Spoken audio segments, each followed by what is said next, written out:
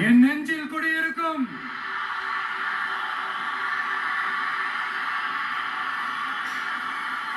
புதுச்சேரி மக்கள் உங்கள் அனைவருக்கும் என்னுடைய வணக்கம். வணக்கம் வணக்கம். எல்லாரும் எப்படி இருக்கீங்க?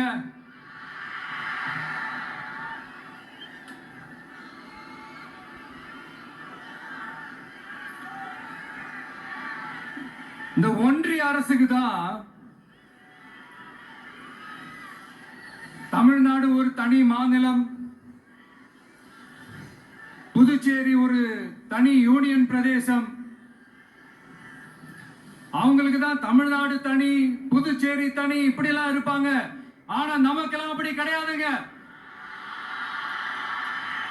நாமெல்லாம் வேறு வேறு கிடையாது. நாம் எல்லாரும் ஒண்ணுதான்.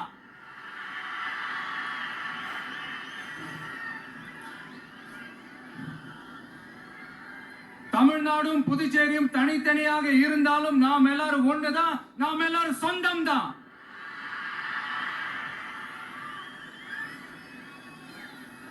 வேற வேற வீட்டுல, வேற வேற ஊர்ல, வேற நாட்டுல, வேற ஸ்டேட்ல இருக்கிறதுனால நாம் எல்லாரும் சொந்தங்கள் இல்லைன்னு ஆயிட முடியுமா? அது எப்படி முடியும்? இப்ப பாத்தீங்களா, ஒருத்தருக்கு ஒருத்தர் பார்த்துக்கும் போது அந்த பாச உணர்வு, அதுதாங்க. அது மட்டும்தான். அது இருந்துட்டாலே போதும், வேற எதுவுமே தேவையில்லை.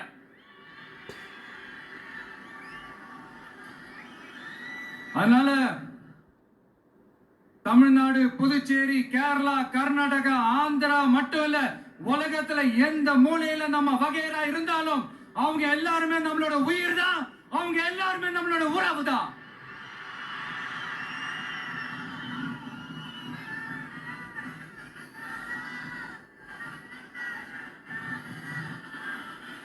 புதுச்சேரினாலே உடனே ஞாபகத்துக்கு வர்றது மணக்குள விநாயகர்,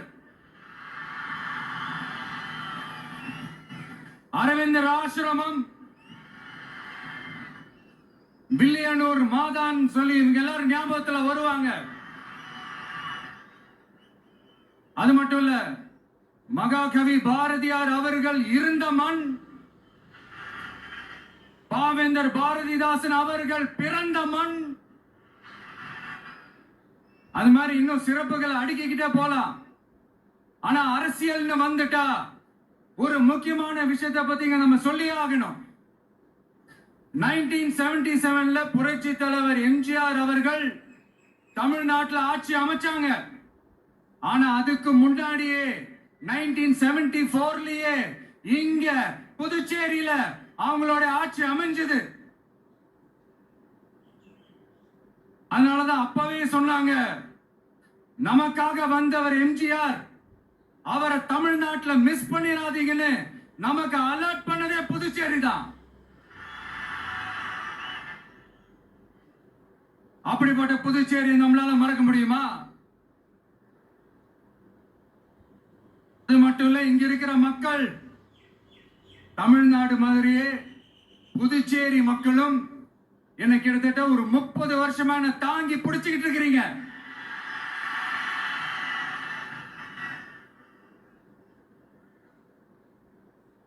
அதனால இந்த விஜய் தமிழ்நாட்டுக்கு மட்டும் தான் குரல் கொடுப்பான்னு நினைக்காதீங்க.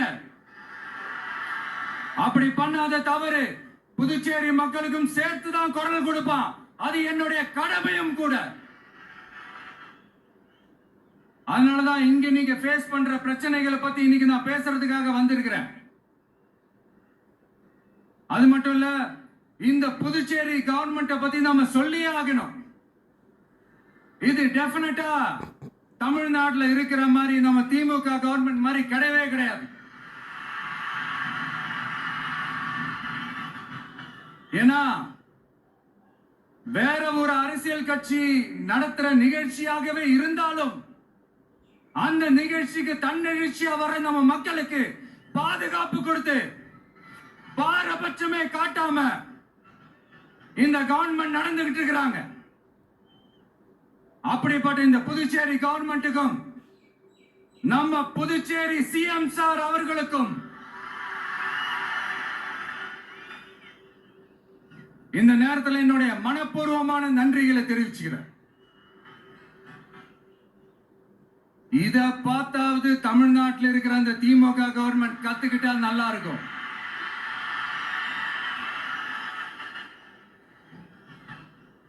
ஆனா அவங்க கத்துக்க மாட்டாங்க. பரவாயில்ல, வரப்போற எலெக்ஷன்ல 100% கத்துக்குவாங்க. அத நம்ம மக்கள் பார்த்துக்குவாங்க.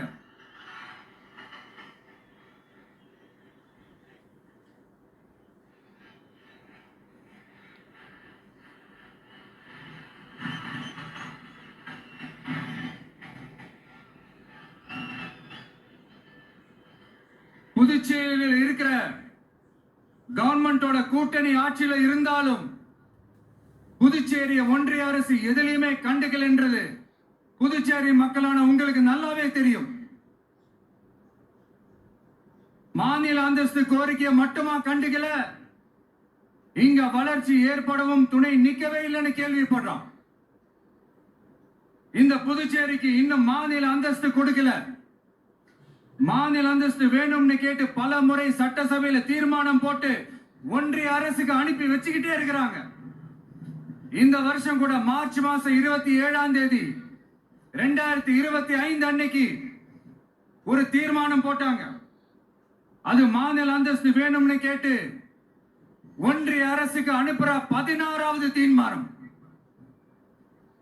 புதுச்சேரி காரைக்கால் பகுதிகளில் மூடப்பட்ட 5 மில்கள், பல்வேறு தொழிற்சாலைகளை மீண்டும் திறக்கிறதுக்கு இதுவரைக்கும் ஒரு துரும்ப கூட கிள்ளி போடல. பல்லாயிரக்கணக்கான இளைஞர்களோட வேலை வாய்ப்புக்காக எதையுமே செய்யல. இங்க ஒரு ஐடி கம்பெனி உருவாக்கணும்ன்ற எண்ணமே இல்லை. அத பத்தி யார் பேசினாலும் அது அவங்க காதல விழவே விழல. இங்க ஒரு அமைச்சரை ஊழல் குற்றச்சாட்டுல பதவியை விட்டு நீக்கப்பட்டு அந்த இடத்துக்கு இன்னொருத்தரை நியமிச்சு 200 நாள் ஆச்சு. இன்னும் அவருக்கு ஒரு இலாக்காவே தரல. இந்த செயல் சிறுபான்மை மக்களை அவமானப்படுத்துறதுன்னு அந்த மக்களே சொல்றாங்க.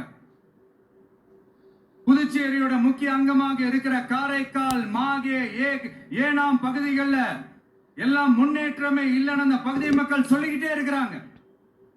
குறிப்பா காவிரியோட கடைமடை பகுதியான காரைக்காலை மொத்தமா கைவிட்ட மாதிரி தான் இருக்குது. இது எல்லாமே முன்னேற்றம் அடையணும். டூரிஸ்ட் பிளேஸ் ஆன புதுச்சேரியில போதுமான அளவு பார்க்கிங் வசதி இல்ல, போதுமான அளவு கழிப்பறை வசதி இல்ல. இதெல்லாமே மேம்படுத்தணும். புதுச்சேரி கடலூர் மார்க்கமான ரயில் திட்டம் வேணும்ங்கிறது நீண்ட கால கோரிக்கை.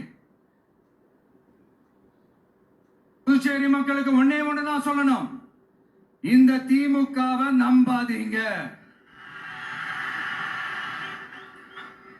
அவங்களுக்கு உங்களை நம்ப வச்சு ஏமாத்துறது தான் அவங்க வேலையே. நான் சொன்ன பல கோரிக்கைகளை எல்லாம் தீர்த்து வைக்கிறதுக்கு நம்ம புதுச்சேரி கவர்மெண்ட்டுக்கும் அதோட மக்கள் திட்டங்களுக்கும் ரொம்ப அக்கறையா உண்மையா துணை நிக்கிறோம். தமிழ்நாட்டை ஒதுக்குற மாதிரி புதுச்சேரியும் ஒதுக்க கூடாதுன்னு நாங்க கேட்டுக்கிறோம். கிட்டத்தட்ட 20 லட்சம் பேர் வாழ்ற யூனியன் பிரதேசமான புதுச்சேரி மத்திய நிதி குழுவில் இடம்பெறவில்லை. அதனால் மாநிலங்களுக்கான நிதி பகிர்தல் அடிப்படையிலும் யூனியன் பிரதேசங்களுக்கான நிதி பகிர்தல் அடிப்படையிலும் புதுச்சேரிக்கு நிதி ஒதுக்கப்படுவதில்லை. அதனால ஒவ்வொரு ஆண்டும் புதுச்சேரிக்கு தோராயமாகவே மத்திய அரசு நிதியை விடுவிக்கிறது. அந்த நிதியும் அரசு ஊழியர்களின் சம்பளம், ஓய்வூதிய தொகை உள்ளிட்ட திட்ட செலவுகளுக்கே சென்று விடுவதால் மீத தேவைக்கு வெளிச்சந்தையிலும் கடன் பத்திரங்களை கடன் வாங்குகிறது புதுச்சேரி. இந்த நிலைமை மாறணும்னா ஒரே வழி, மாநில அந்தஸ்து நம்ம புதுச்சேரி மக்களோட பல்லாண்டு கால கோரிக்கை.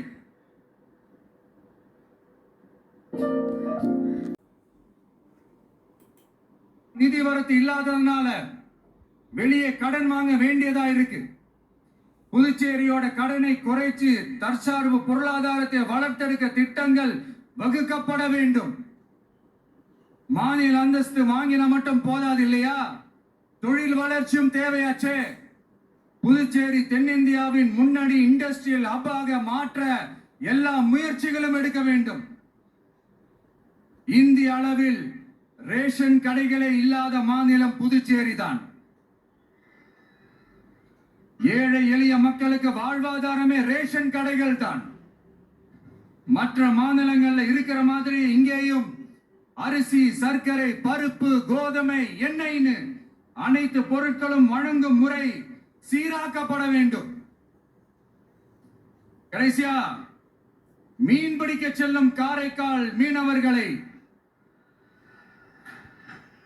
அடிக்கடி கைது செய்யும் இலங்கை கடற்படை அவர்களின் படகுகளையும் பறிமுதல் செய்து விடுகிறது. அதனால் நீண்ட போராட்டங்களுக்கு பிறகு அவர்கள் விடுவிக்கப்பட்டாலும் படகுகள் கிடைக்காததால் ஒரு மோசமான நிலைக்கு தள்ளப்படுகின்றனர்.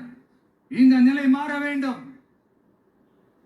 நான் மறுபடியும் சொல்றேன், இந்த விஜய் புதுச்சேரி மக்களுக்காகவும் எப்பவும் துணை நிற்பான். வரப்போற புதுச்சேரி தேர்தல் களத்துல நம்மளுடைய தமிழக வெற்றி கழகத்தின் கொடி பட்டொளி வீசி பறக்கும். கான்பிடென்டா இருங்க, நல்லதே நடக்கும். வெற்றி நிச்சயம். மீண்டும் சந்திக்கும் வரை நன்றி, வணக்கம்.